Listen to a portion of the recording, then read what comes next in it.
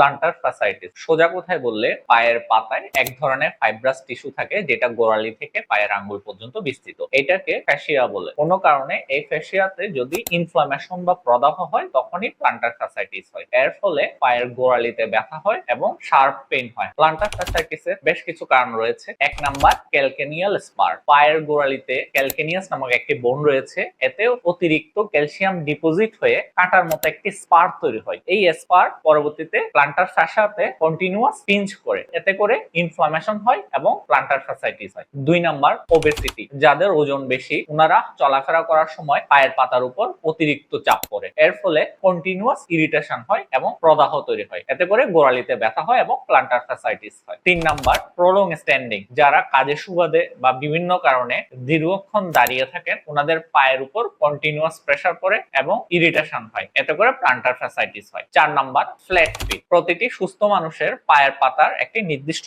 Arch রয়েছে। কোনো কারণে এই আর্চের স্ট্রাকচারটি এভাবে সমান হয়ে গেলে সেটাকে আমরা ফ্ল্যাট ফিট বলি। যাদের ফ্ল্যাট ফিট রয়েছে ওনারা চলাফেরা করার সময় ওনাদের পায়ের উপর প্রেসার পড়ে। এই ফ্ল্যাট ফিটের কারণে প্লান্টার ফ্যাসিয়াতে মাইক্রো ইনজুরি হয়, এতে করে ইনফ্লামেশন বাড়ে এবং প্লান্টার ফ্যাসাইটিস হয়। 5 নাম্বার হাই হিল। এটা সাধারণত মহিলাদের মধ্যে হয়। যারা দীর্ঘদিন হাই হিলে অভ্যস্ত থাকে তাদের পায়ের গোড়ালির স্ট্রাকচার একটু ডিফারেন্ট হয়ে পড়ে, যার ফলে পায়ের গোড়ালির নির্দিষ্ট স্থানে কন্টিনিউয়াস প্রেসার তৈরি হয় এবং প্লান্টার ফ্যাসাইটিস হয়।